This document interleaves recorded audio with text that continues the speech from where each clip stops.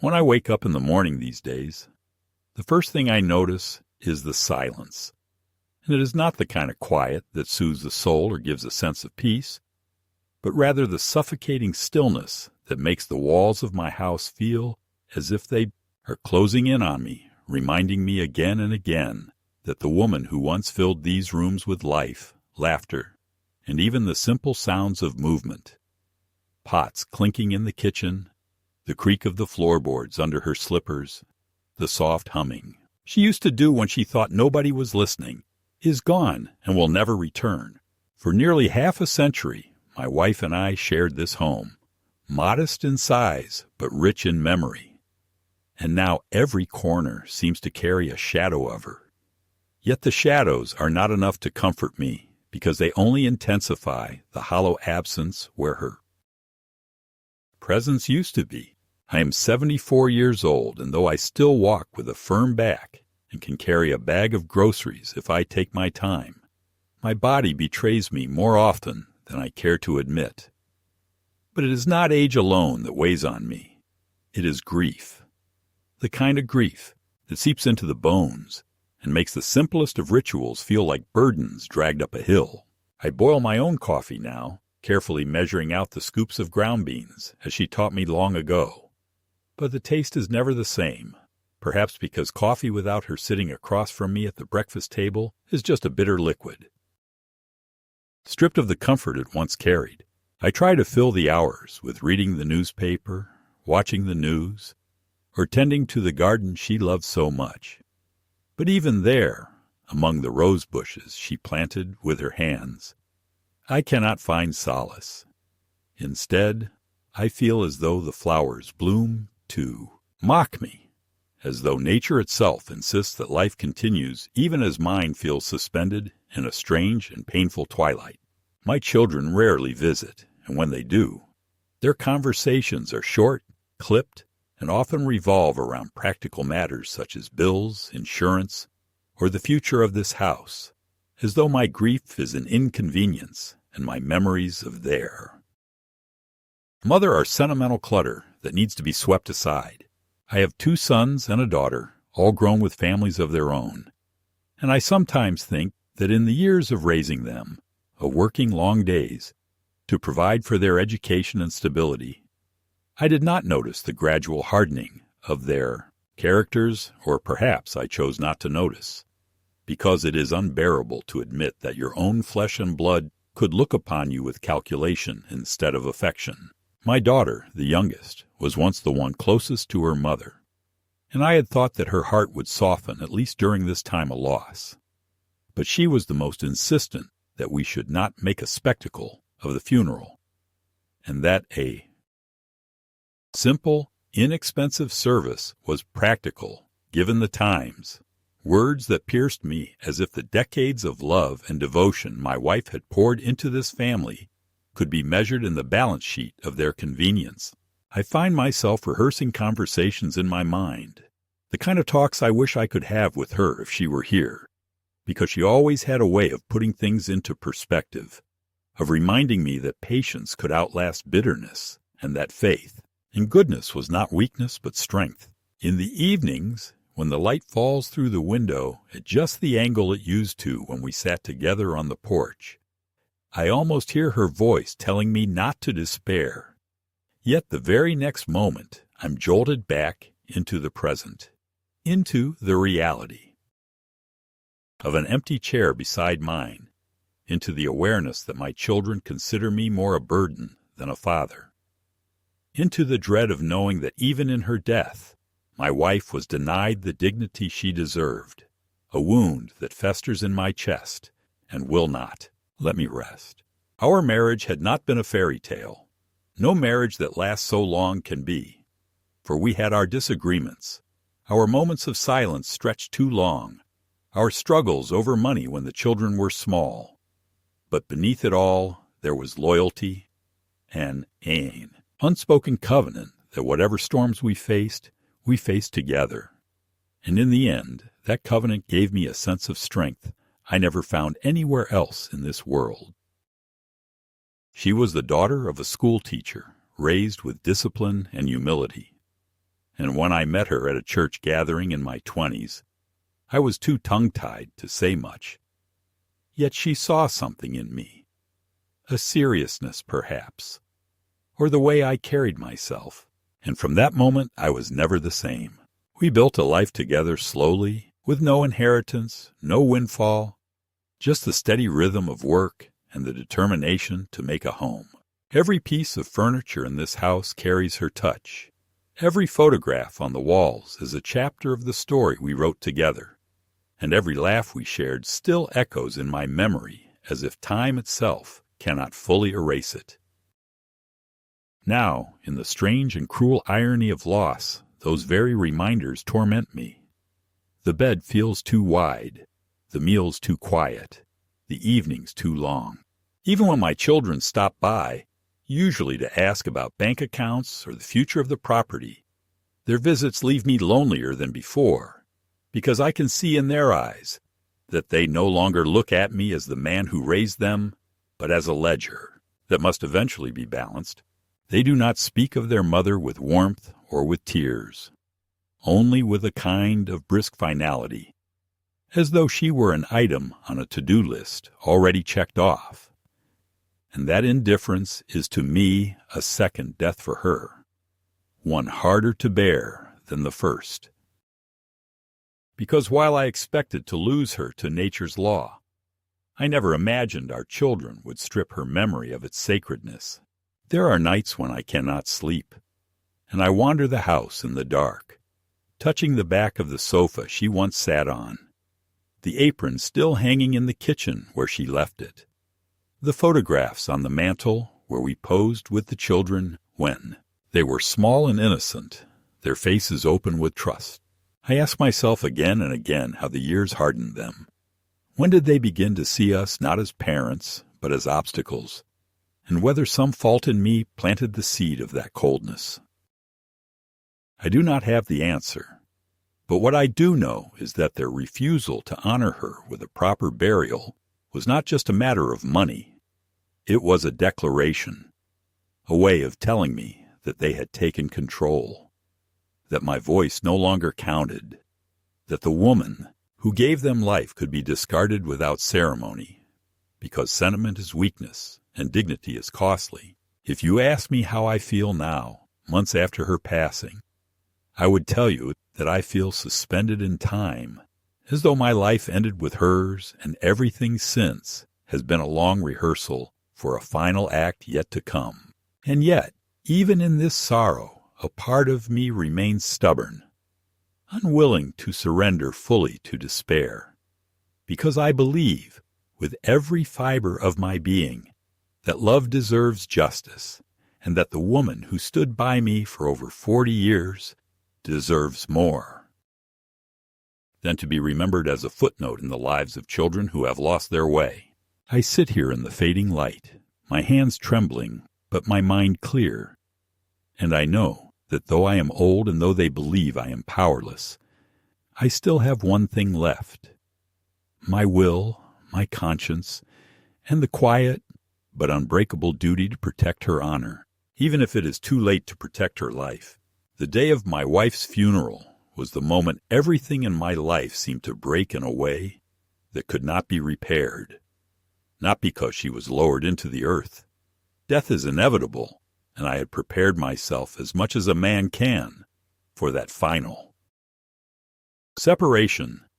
But because of the manner in which it happened, the indifference and the calculated meanness that surrounded the farewell, to a woman who had carried a family on her back for decades, who had sacrificed her own dreams to see her children educated and safe, who had never once turned away from duty or kindness, yet whose final passage was arranged as though she were a burden to be disposed of quickly and cheaply. When she was still alive, she had spoken to me about wanting a service at the old stone church on the edge of town, the one with the white steeple where we had married, with a choir singing the hymns she loved, and a burial plot next to her parents, and the cemetery shaded by ancient oaks. But when the time came, my children dismissed those wishes as impractical, insisting that a simple service at the funeral home was sufficient. that there was no sense in spending money on ceremonies when, as my eldest son coldly put it, she won't know the difference. I remember standing there in the cramped chapel, its walls bare, the air heavy with the smell of artificial flowers, watching as her casket was pushed forward without even the dignity of music to accompany it, just the shuffle of feet and the clearing of throats. And I felt a rising heat inside me that I could not express, because any attempt to speak was met with curt reminders from my children that we should keep things short. Micho, daughter, who had inherited her mother's eyes but none of her tenderness, had taken charge of the arrangements, and she carried herself with the efficient impatience of a manager closing a deal, checking her watch, whispering to her husband, rolling her eyes when I asked if we might at least sing one of the hymns her mother had loved. "Dad," she said firmly, her voice low but sharp as a knife, "let's not drag this out, okay? We all have to get back to work tomorrow, and there's no point making a show of it." A show, she called it, as if 43 years of marriage, as if a life of selfless devotion, was nothing more than a spectacle that might inconvenience the schedules of the living. The neighbors who came, fewer than I had expected, because many were not informed until it was too late, sat awkwardly, whispering among themselves, clearly uncomfortable with the starkness of the proceedings, and I caught the sympathetic glances of one or two, but even their sympathy cut me like a blade, because it confirmed what I already knew, that my children had stripped their mother of her dignity in front of the community, that they had made it clear to everyone that her memory was not worth the cost of a proper farewell.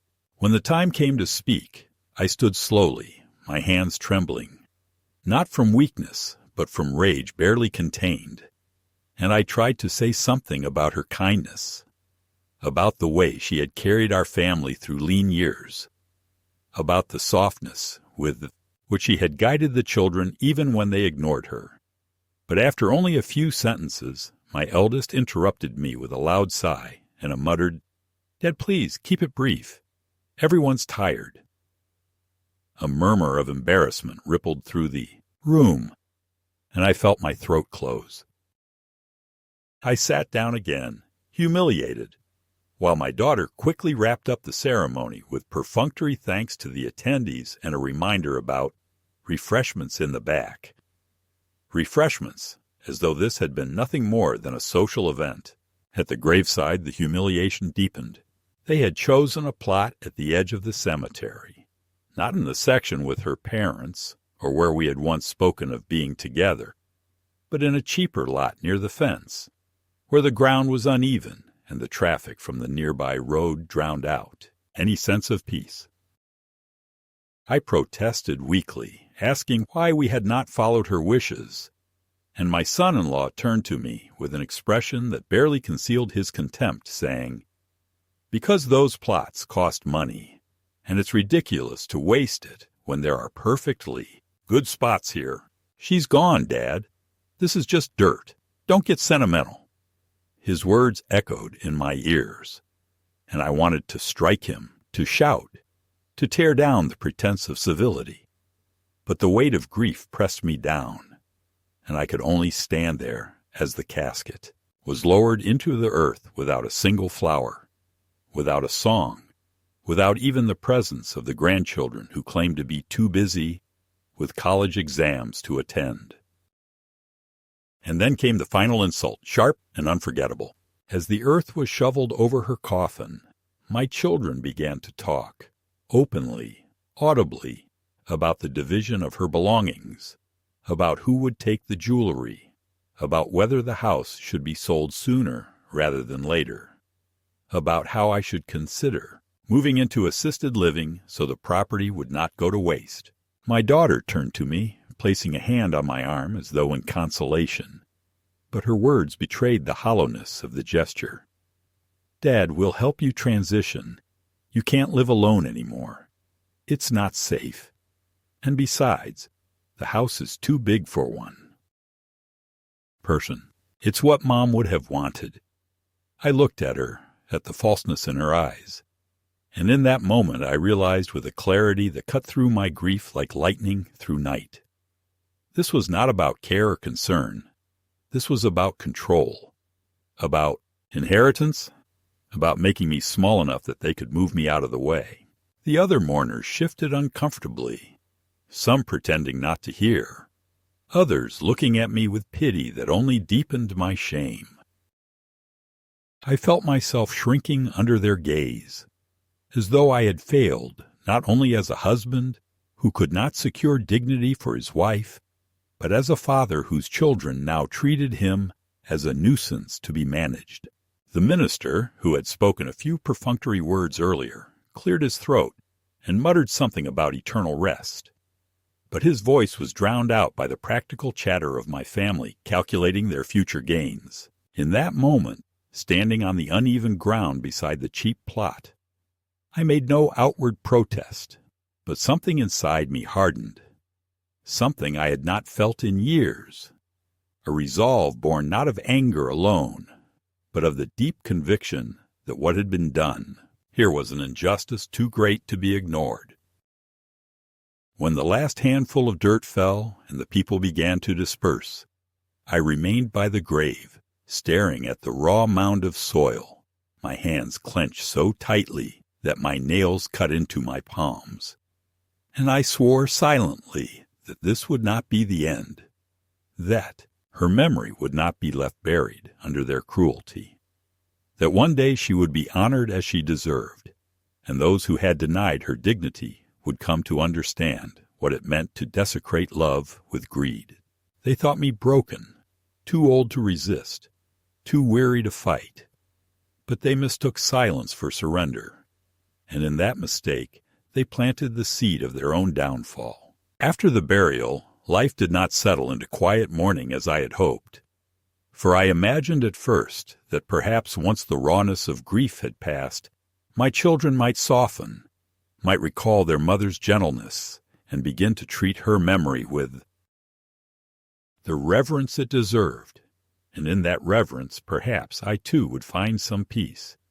Yet what unfolded in the weeks that followed was a steady descent into indignities so sharp that I often wondered whether I had awakened into some distorted versions of my own family, as though the people who called me Dad were strangers wearing the familiar faces of my children. Strangers who now dealt with me not with love, but with cold calculation. At each interaction, less about connection and more about what they could extract or control. It began almost immediately after the funeral, when my daughter arrived at the house unannounced with her husband at her side, carrying folders and papers, speaking in brisk tones as though she were an executor rather than a daughter.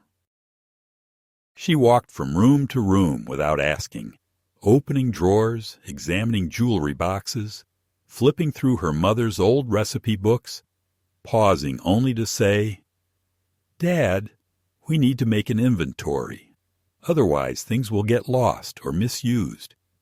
And when I tried to protest, pointing out that these were not just objects, but pieces of our shared life, she silenced me with a condescending smile and said, "It's better to do this while you're still lucid enough to help. You know how memory slips with age."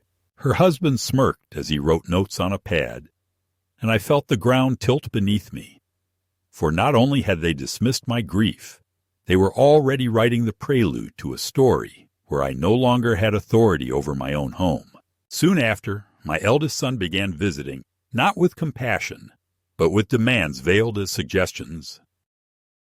One evening he sat across from me in the living room, his bulk filling the chair where his mother used to sit, and said in a tone that brooked no disagreement, "Dad, you really should think about assisted living. It would be safer. And the house can't just sit here empty of purpose. It should be sold. The money divided fairly, and you'll be comfortable with professional care." I stared at him, unable to believe what I was hearing, and asked softly, "Fairly? Fairly to whom? To you? To your sister? This house was your mother's heart, every corner of it touched by her hands. and you speak of it as if it were a stock to be liquidated." He shrugged and muttered, "It's just reality, Dad. You can't keep clinging to the past." His words burned in my ears, for to him her memory was nothing but clinging, while to me it was the very substance of life itself. The humiliations piled up in subtle ways that outsiders might not notice, but that cut me with surgical precision. When I offered to cook dinner for my daughter and her children one weekend, wanting to recreate one of the meals their mother had loved, she declined with a dismissive laugh, saying, "Oh, Dad, you can't handle that anymore. It would only end in disaster. Besides, the kids don't really eat that kind of food." In the grocery store one afternoon, when I bumped into my younger son and his wife, I overheard them whispering that I looked more confused every day, and that it would be best to get paperwork in order before things get messy. I froze in the aisle, clutching a carton of milk, realizing that they were not speaking of grief or concern, but of guardianship, of legal control, as if I were a child again rather than their father.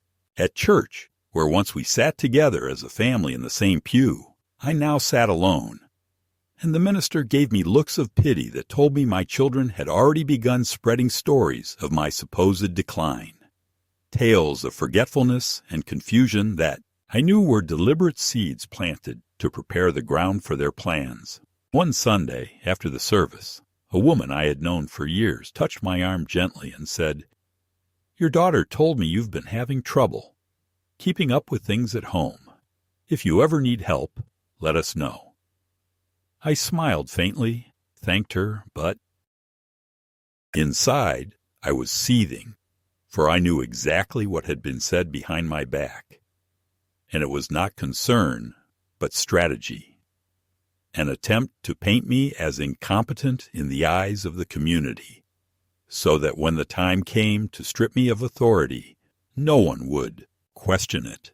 The deepest wound of all came not from strangers, but from my grandchildren, whom I had loved with a boundless devotion, remembering how I once carried them on my shoulders through the park, how their laughter filled these very rooms at Christmas, how I tucked them into bed when their parents went out, believing that in them I would leave a piece of myself and their grandmother alive.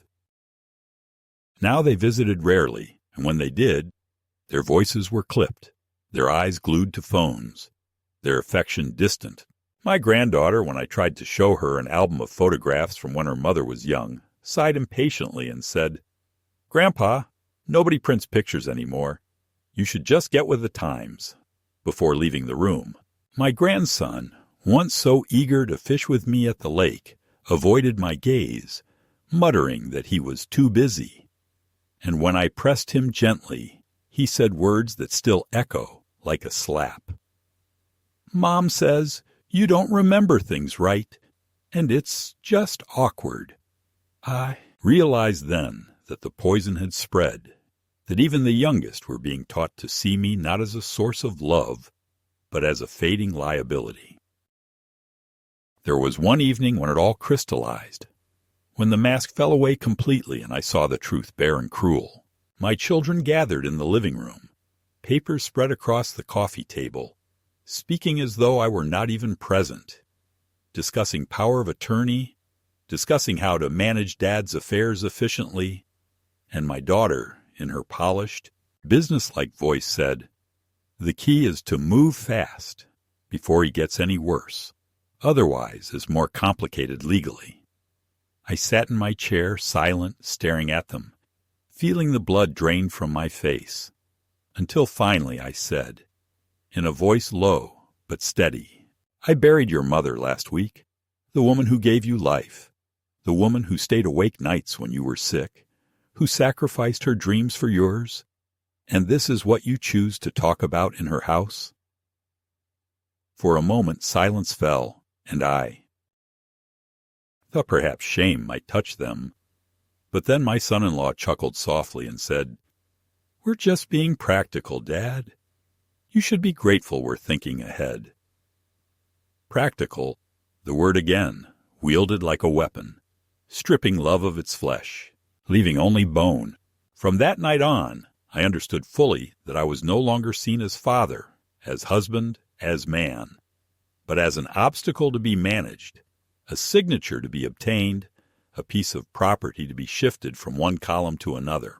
They had humiliated me at her funeral, reduced her life to a line item, and now they sought to do the same with mine. Yet in their arrogance, they mistook my silence for weakness, my patience for surrender, not realizing that within me something had begun to stir, something older and stronger than fear, the determination to resist, to defend the honor of the woman they had discarded, and to reclaim, in whatever time remained to me, the dignity that both she and I still deserved. It was some time in the second month after the funeral, when the house had grown unbearably silent, and I had resigned myself to nights of restless pacing and mornings of bitter coffee, that I stumbled upon the discovery which changed everything, of discovery that at once deepened the wound of betrayal, yet gave me the clarity of purpose I had been missing. For it showed me with undeniable evidence that what I had suspected in my children's behavior was not merely grief twisted into pragmatism, but a deliberate plan stretching back years, a plan into which even my wife had been unwittingly entangled. I had gone into the attic on a gray afternoon, searching for the old quilt my wife had sewn in her 30s, thinking perhaps to wrap myself in it and feel, even faintly, the warmth of her hands through the fabric, when I opened a cedar trunk and found, among the neat stacks of blankets and holiday ornaments, a folder of legal papers, yellowed at the edges but carefully tied with a ribbon. Curiosity overcame my reluctance to stir old dust, and I carried the folder downstairs, setting it on the dining table, where she and I once shared Sunday meals with the children. And when I untied the ribbon and unfolded the documents, I felt my chest tighten, for what lay before me were deeds, transfers, and agreements bearing my signature alongside those of my children. Signatures I vaguely remembered scribbling in moments when they had placed papers before me with reassurances that it was just routine or just for convenience. But here, in black and white, was the truth. Portions of land, accounts, even part of the house itself had been quietly shifted into their names. Not after her death, but while she was still alive. Transactions cloaked in the language of joint tenancy and future planning. Words that now struck me as daggers. At first, I thought it must be some mistake, some misinterpretation. Yet the more I read, the clearer it became. They had been preparing for this moment long before her passing, securing their control, positioning themselves for the day when I would be too weak or too trusting to object. What seared me most deeply was a small note tucked between the papers, a note in my wife's handwriting, fragile and slanted with age, in which she had written, "I don't like these arrangements, but the children insist it will make things easier for you one day. Please forgive me if it causes pain." I held that paper in my hands for a long time, my vision blurred with tears, for it revealed what I had not allowed myself to consider, that she had known, at least dimly, that our children were pushing for something more than efficiency, that she had yielded against her heart to what she thought might be inevitable, and that in yielding she had carried a quiet burden of unease, one she had never spoken to me about directly. Perhaps not. Wishing to burden me further, in that note I heard her voice across time, hesitant, apologetic, and I felt both grief and anger rise in me like a tide. I sat at that table for hours, tracing the lines of ink, recalling the moments when my daughter or son would arrive with a stack of papers, smiling too brightly, urging me to sign quickly, assuring me it was just another formality, and I, eager to avoid conflict, trusting in the bond of blood, had complied. How blind I had been, how willingly I had allowed love to mask calculation. And now here I was, facing the reality that they had not only dishonored her in death, but had been chiseling away at our legacy long before, treating me not as a father, but as an obstacle in the way of their inheritance. The humiliation of the funeral, the cold conversations about assisted living, the whispers in the grocery store, all of it fell into place. No longer isolated cruelties, but parts of a coherent design. A design to strip me of authority, reduce me to dependency, and claim what was mine while I still breathed. That night I did not sleep at all, but sat in my chair by the window, the folder of documents on my lap, staring at the lake beyond the trees, hearing her voice in memory. Promise me, whatever happens, you will not let them forget who we were. She had said it once, half jokingly, when the children were already grown and distracted by their lives. And I had laughed, assuring her that no child could forget parents who gave them so much. Now the irony was unbearable, for forgetfulness was precisely what they had chosen, not the forgetfulness of memory, but of loyalty, of gratitude, of love. And so I made a promise to her anew, though she was gone, a promise forged not of soft words, but of steel resolve. They would not succeed. I would not let them bury her honor beneath their greed, and I would not let them erase me as though I were already gone. The next morning, as if to confirm the urgency of my vow, my daughter arrived again, this time with a brochure for a retirement facility in her polished hands, laying it on the kitchen counter as though she were offering me a gift, and saying with forced cheerfulness, "Dad, this place is wonderful. You'll have friends, activities, medical staff around the clock, and it will be so much easier for us all." I looked at her, then at the glossy pictures of smiling elderly people on manicured lawns, and I felt a cold fire rise within me. I did not argue, not yet, for I had learned the futility of appealing to a heart that had turned to stone. Instead, I nodded, feigning thoughtfulness, while inside I was already charting a different path. They thought the midpoint of my life had passed long ago, that I was nearing the end game, powerless and pliant. But they were wrong. The midpoint of this struggle was only now, and in this moment of revelation, I ceased to be the bewildered, grieving widower they believed they could manage, and became instead a man with purpose, a man with nothing left to lose except the last defense of dignity. By the time a pale spring sun began returning to the kitchen window and the lake thawed into a sheet of pewter, my resolve had hardened into something I could hold in my hands. Yet almost the moment I decided I would no longer permit my children to steer my life like a broken cart, their response arrived not as a conversation, but as a campaign, a series of moves so practiced and confident that I realized they had rehearsed them long before my wife drew her last breath, as if they had memorized a playbook titled How to Manage the Old Man, its pages dog-eared and underlined.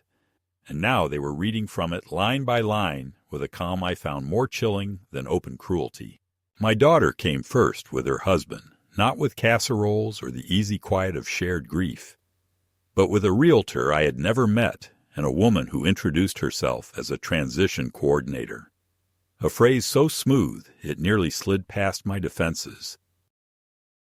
And before I could usher them out of the doorway, they were pacing my living room, measuring walls, commenting in bright voices about staging potential, the coordinator complimenting the excellent light for potential buyers, while my son-in-law whispered that spring inventory moves fast. And when I asked, politely at first, then with the tremor of anger, who had invited these strangers into my home, my daughter gave me a smile I recognized from boardrooms and commercials, a smile that meant there would be no discussion, only a presentation, and said, "Dad, no one is forcing anything, but we need to be realistic. Assisted living has a wait list. The market is strong. And we want to do right by you before your needs become too complex. I stood there in the room where my wife and I had celebrated birthdays and repaired science projects and danced clumsily to a radio on nights when the power went out. And I watched a stranger sketch a floor plan of it, labeling rooms not by memory, but by square footage, and the humiliation of that moment landed harder than the cemetery fence and the cheap plot because it was intimate. It was my life itemized by people who would never know that the dent in the baseboard came from the time our youngest tried to ride a tricycle indoors, or that the stain under the window was from a vase of lilacs my wife used to keep in May. And when I told them to leave, my voice not loud, but edged with all the years they had begun to erase. My daughter's smile flattened, and she said, "Dad, if you insist on being difficult, we'll have to escalate, and none of us want that."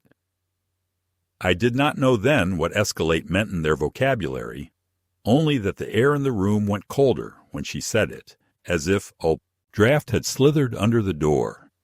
And when they finally left, their diesel-scented confidence trailing behind them, I sat in my wife's chair and felt the shape of the battle change from bruised feelings to survival.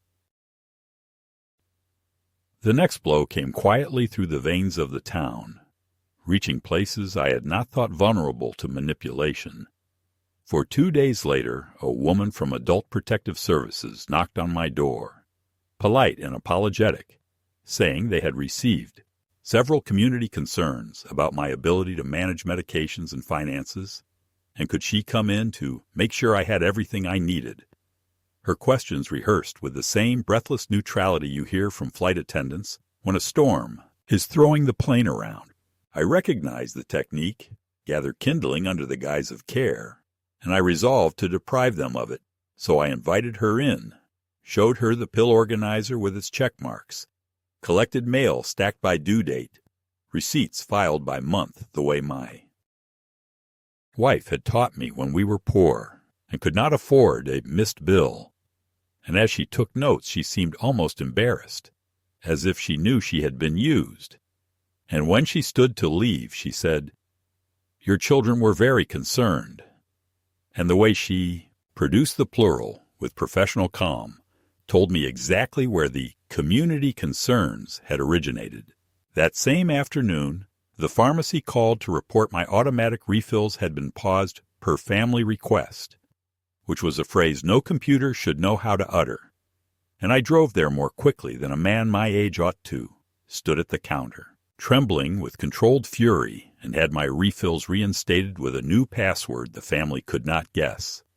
Yet the real sting was not the inconvenience, but the realization that my own children had decided to tighten valves around me, not to help me live, but to prepare me to be moved. Soon, the financial skirmishes intensified with a rhythm that suggested a single conductor.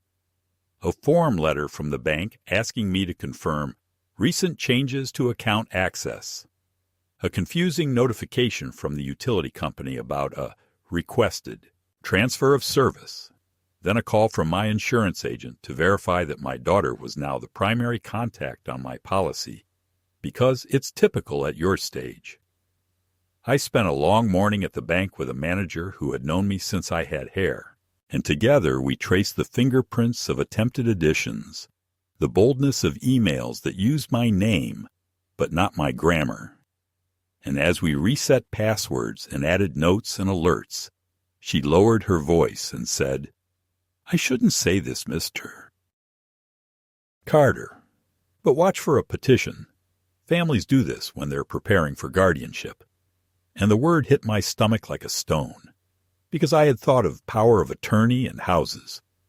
But I had not wanted to imagine a courtroom where I would be, discussed in the third person as if I were across an ocean, where my children would produce their polished phrases about safety and stability, while my memories were weighed like counterfeit bills. At church, the campaign developed its public face. I noticed the kindly glances had shifted into something softer, almost patronizing, and the minister, who had married us and baptized our children, took me aside after a sermon on honoring parents and spoke with the anxious cadence of someone who hopes not to be caught between friends, gently suggesting that the kids are worried, and would I consider letting them help more. And as I thanked him for his concern and walked out under the bell tower, where my wife once laughed at the pigeons, I saw my granddaughter in the parking lot, tall and impatient, in a way that seemed to deny the child she had once been. And when I called her name, she hesitated, eyes flicking toward the car where my daughter waited, then waved a quick half-wave and mouthed, "I'm late," as if the past were something that could be put off like a meeting. That night she texted me for the first time in months, a message that read, "Grandpa, Mom says you've been forgetting pills. You scared everyone when you left the oven on.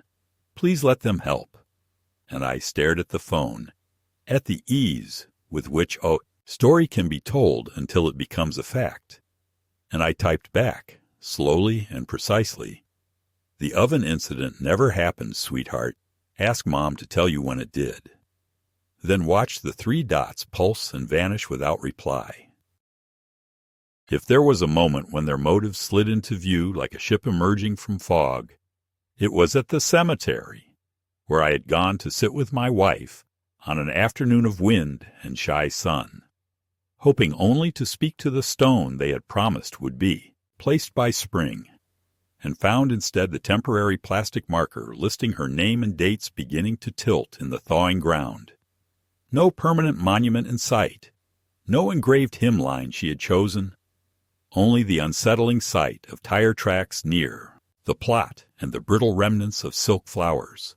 I walked to the office to ask about the delay, and the clerk, a woman with kind eyes and the practiced patience of someone who daily witnesses sorrow, scanned her screen and then looked up with a mixture of discomfort and anger that told me I was not the first husband to stand there bewildered.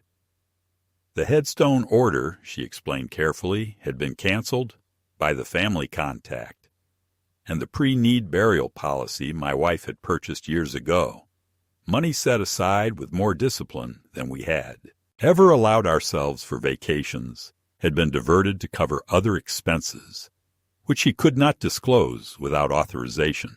I felt in that moment a rage so pure that it steadied me, a wind that blew all the dust out of my mind.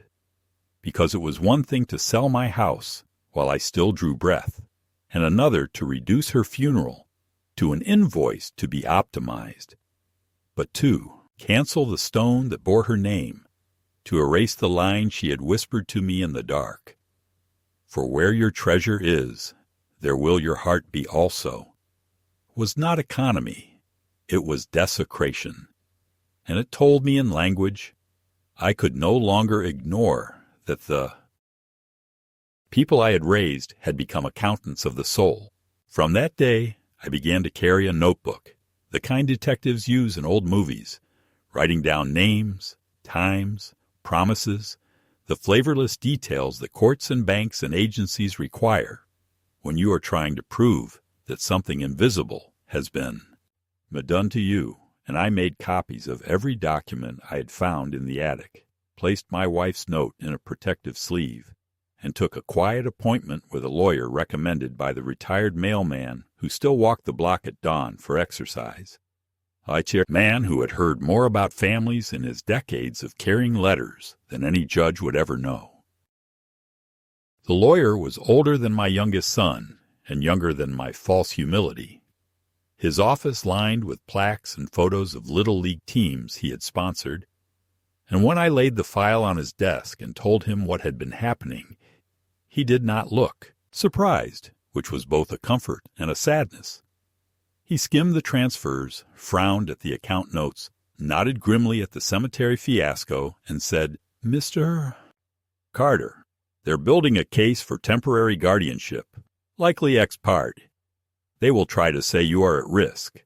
They will ask for emergency control of your finances, and then they will make irreversible decisions while the court thinks it's protecting you. We need to move first.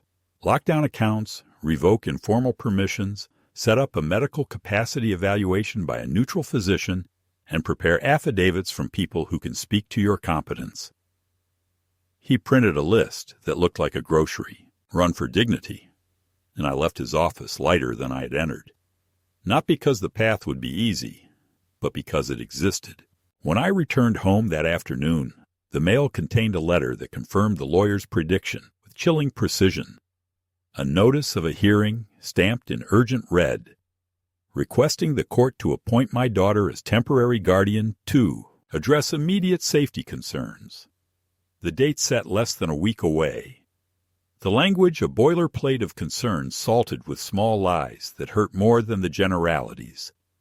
Subject has repeatedly failed to take prescribed medications. Subject has exhibited confusion while driving. Subject requires assistance to prepare food. Each statement dressed in the clothing of care. Each one neatly tailored to a fear some judge might harbor about the old and fragile. I called the lawyer and he said, "Good, now we know the stage," and scheduled me with a neurologist who, 3 days later, would sit me down for tests of memory and attention, numbers and patterns, tasks I approached not with dread, but with a calm, fueled by the thought of my wife's neat handwriting and her curled F's, and I answered each question as if it were another stone in the path back to her honor. In those same days, the family did not pause in their offensive, perhaps sensing that I had stepped off the path they had laid. My son confronted me in the parking lot of the grocery store, his jaw clenched with a rage that seemed less about love and more about a schedule slipping beyond his control, and he said in a low, threatening voice that made the young bagger look away, "Dad, why are you doing this? You're going to make this hard. You're going to make us do things we don't want to do." And I heard in his tone the implicit promise of force, not the physical kind, but the legal, the social, the weaponry of paperwork and reputation. Yet I felt strangely steady and replied, "If you had honored your mother, there would be nothing to do," which only hardened his face into something I recognized from a mirror in his teenage years, when I had refused him the car keys after he had been drinking. A look that said he would find another route. The neurologist's evaluation was thorough, without cruelty. A long afternoon that left me tired but clear. And when he set down his pen, he said, with the brisk kindness of a man who must deliver many kinds of news, that my cognitive function was within normal limits for my age, that there was no evidence of dementia, and that he would put this in writing with the firmness that such matters require. I thanked him, stood slowly, and felt for the first time in months a small column of air move cleanly through my chest. That evening I typed a letter to the cemetery authorizing the stone order in my own name, enclosing a cashier's check drawn from an account my children did not know existed. And I chose the line my wife loved, carving it there not as a poem, but as proof that memory has weight. I also gathered affidavits from the bank manager who had found the attempted access changes, from the pharmacist who had reinstated my refills after an unauthorized pause, from the APS visitor who, God bless her courage, agreed to write that she had found my home organized and my person oriented, from the neighbor who had seen my children arrive with a realtor and leave with insults when I refused to sign. Each affidavit felt like a board laid across a ravine my children had planned for me. Yet even as I built this bridge, I knew they were building something too. Because the morning before the hearing, a sheriff's deputy arrived with another envelope, this one containing a supplemental filing, a letter on a clinic's letterhead signed by a physician I had never met, stating that, in his professional opinion, I was exhibiting signs of cognitive impairment. A letter that was not just false, but dangerous, and my lawyer's face went grim when he read it, saying quietly, "They've found someone willing to write what they need. We'll rebut it, but be ready.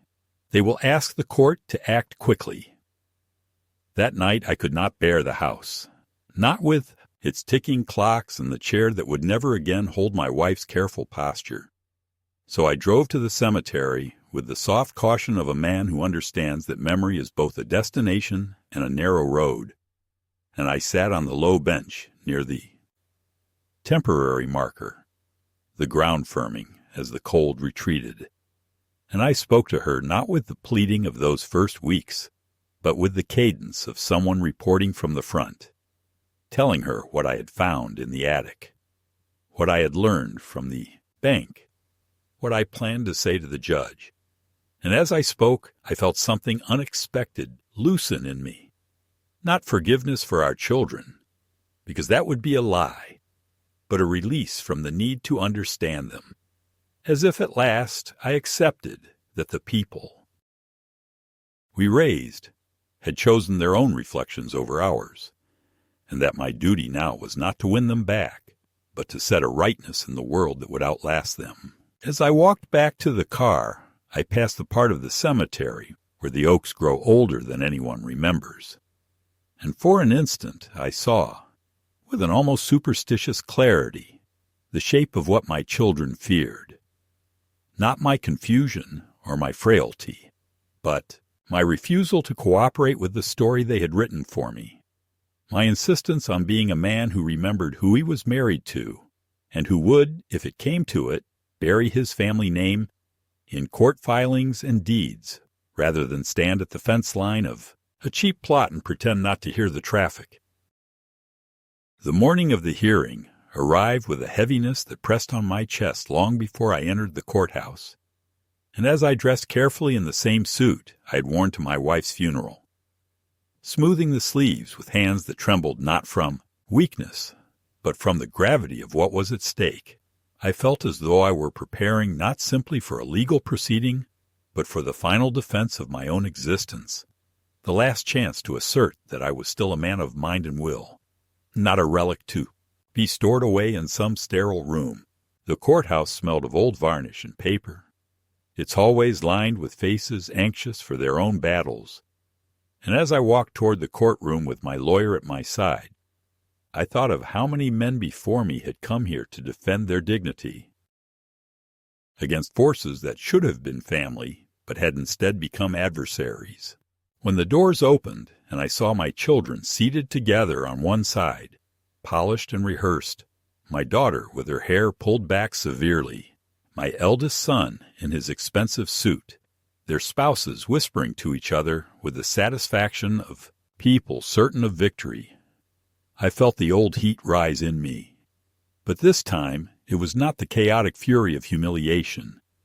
It was steadier, colder, sharpened by weeks of preparation, and the knowledge that truth, if spoken with clarity, can still cut through the fog of lies. The judge, a woman in her 50s with stern glasses and a voice that carried without effort, opened the session, and my daughter's lawyer rose with all the solemnity of someone delivering a sermon, outlining their petition with phrases designed to sting. Mr. Carter is no longer capable of managing his affairs. He has exhibited confusion, forgetfulness, unsafe behaviors. He is vulnerable to exploitation. And as each accusation echoed in the chamber, I watched the judge's pen move across her notepad, and for a moment fear threatened to choke me, because I knew how convincing such words could be when spoken with polished authority. But then my lawyer stood, calm and deliberate, and laid before the court not only my own testimony, but the affidavits we had gathered, the evaluation from the neurologist, the sworn statements from the bank manager, the pharmacist, even the APS visitor who, to her credit, had appeared in person, her voice steady as she told the judge that she had found me competent and my home well kept, her eyes flicking once toward my daughter with a quiet accusation that needed no words. When it was my turn to speak, I rose slowly, gripping the wooden rail for balance, not out of frailty, but because I wanted to stand firmly. And I told the court in a voice that wavered only at the edges that I was not confused, that I took my medication as prescribed, that I paid my bills on time, that I had spent my life building a home for the very people now trying to strip me of it, and that while I could forgive their greed in time, I could not forgive the way they had dishonored their mother, refusing her the burial she had asked for, canceling her headstone, speaking of her as though she were an expense rather than a woman who had given them everything. The courtroom was silent as I spoke, and though my children shifted in their seats, I did not look at them, for this was not a conversation with them any more. It was a declaration to the world that I still carried her memory intact, and that memory gave me strength. The judge leaned forward, adjusting her glasses, and asked me several questions about dates, about bank accounts, about the daily routines of my life, and I answered each one with precision, drawing on the notebook I had carried, showing receipts, schedules, careful records. When she asked why I believed my children had brought this petition, I paused, the silence stretching long enough for everyone in the room to lean slightly forward. And then I said, because they see me as an obstacle between them and what they think they deserve. But I will tell you what they truly deserve, to be reminded that love cannot be liquidated and that dignity cannot be signed away. The words were not rehearsed. They came from a place deeper than planning. And when I finished, I saw the faintest flicker in the judge's eyes. Not pity, but recognition. The recognition of a truth that stands even when cloaked in legalese. After hours of testimony, of cross-examinations where their lawyer tried to twist my words and imply lapses that did not exist, after the presentation of their fraudulent physician's letter, which the neurologist publicly discredited with professional disdain, the judge finally closed her folder and spoke with the authority of someone who has weighed enough lives to know when a scale has been tampered with.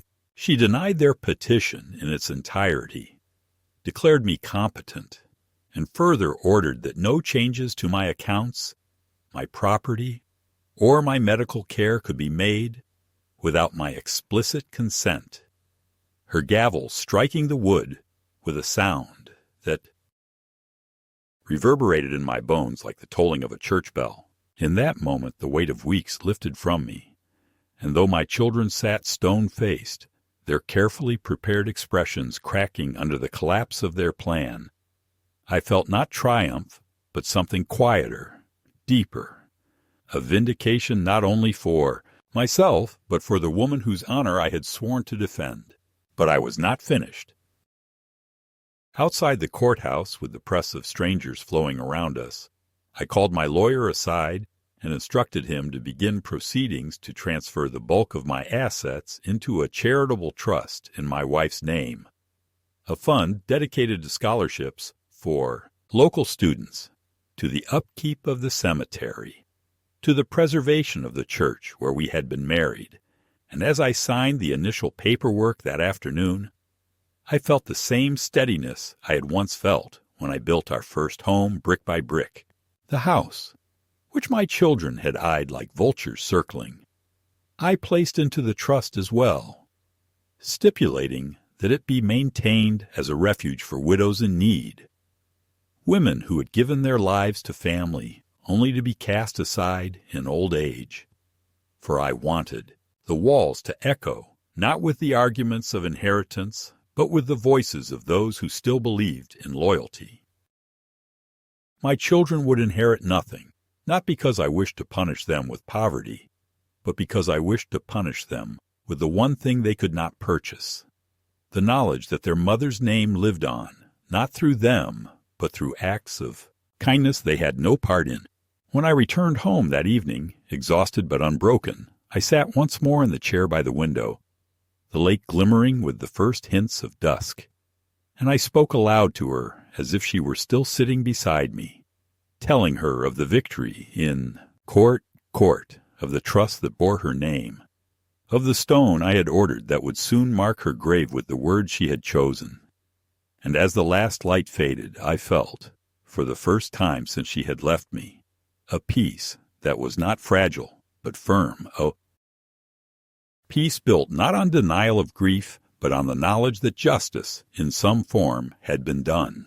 In the weeks after the gavel fell, life did not suddenly turn sweet or simple, because grief does not obey court orders and love does not rise from the grave. Just because a judge has recognized a man's right to steer his own ship. Yet what did? Change. And I felt it first in the air of the house, and then in the way I carried my shoulders, was the pressure of fear loosening its grip. The sense that each hour no longer belonged to the machinery of other people's plans, but could be spent the way a husband spends the last of his strength, honoring a promise. The headstone arrived before the lilacs, a slab of quiet dignity cut from granite the color of evening clouds, and on a mild morning the grounds crew set it in the soil where the temporary marker had leaned for too long, the mason brushing away grit with a gloved hand while I stood near the oaks and read the line she had chosen, the one she had whispered to me once as if it were a secret. Where your treasure is, there will your heart be also. I signed the final papers for the modest rededication, not a showy affair, but a deliberate undoing of an earlier wrong. A gathering that looked, in its simplicity, like the life we lived.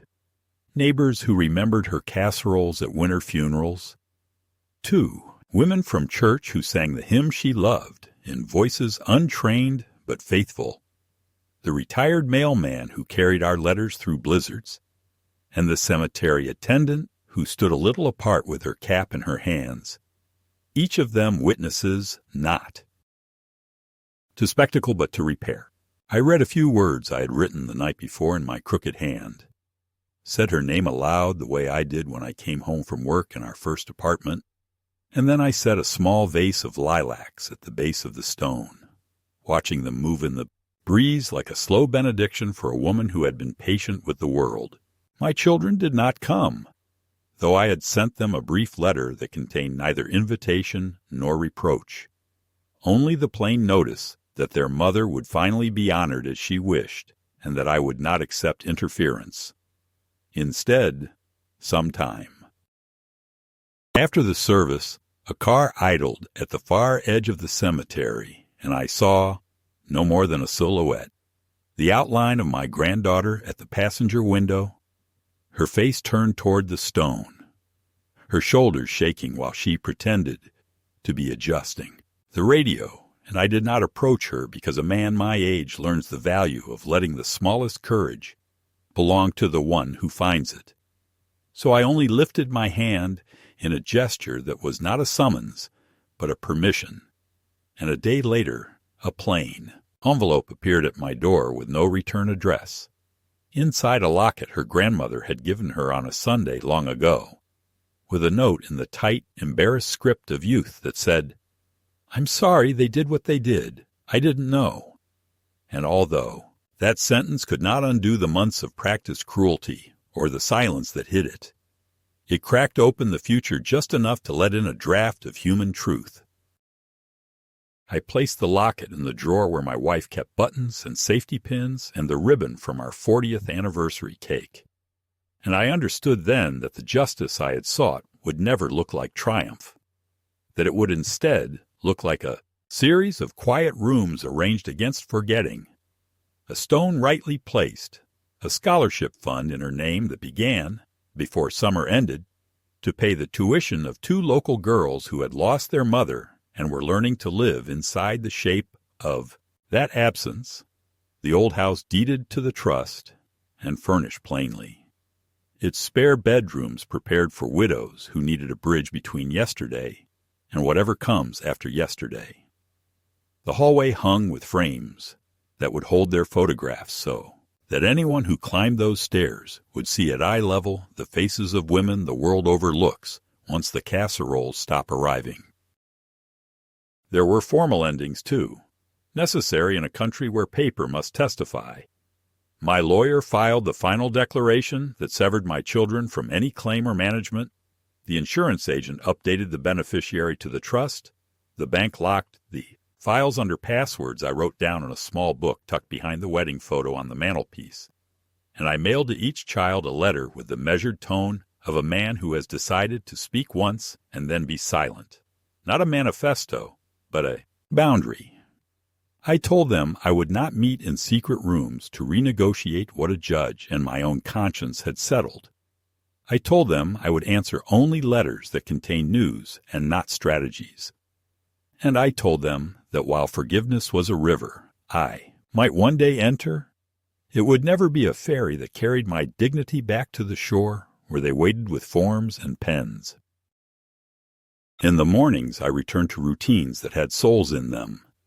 The coffee measured the way she taught me, 3 spoons and a pinch of salt. The front steps swept. The lake watched until the light changed from pewter to glass. And on certain afternoons, I took a bus to the house that now bore her name and opened the door to the women who had moved in, carrying their own stacks of folded life, widows of carpenters and mechanics, and a school custodian, women who spoke of bills and sleep and the ache of deciding what to give away. And I listened the way my wife used to listen, which is to say without a timetable, sometimes fixing a lamp or poring over a form with them, sometimes just sitting in the quiet that follows when a person has said more than she planned and discovered it did not kill her. On the first Sunday of each month, I go to the cemetery with fresh lilacs, or when the season breaks, with the last roses from our stubborn bush. And I read the names on other stones, too, because the dead are a kind of neighborhood. And I tell her what the scholarship girls are studying. And I thank her aloud for the stubbornness she sewed into me like a hem. And then I walk home by the long path that passes the church, where a bell rings, on the half hour like a heartbeat refusing to be hurried. The future is smaller now and also clearer. There will be no Christmases crowded with grandchildren in matching sweaters, no late dinners where my children lean over wine to confess they had been blind. But there is a table where a widow eats in. Peace. There is a classroom where a girl runs her finger down a page and learns that grief can be turned into grammar and then into voice. There is a stone under oaks where the ground is level and the traffic is far. And there is a man who, though old, lives inside his own name without permission slips. When people ask what happened, I say only that those who refused to bury my wife properly forced me to learn a different liturgy, and that I kept it until I could give her the farewell she deserved. And then I laid the rest. Every petty cruelty, every canceled hymn, every angle taken on my bewilderment, into the ground where their power ends, which is to say I buried them with justice, and in that earth something faithful took root and will outlive us all.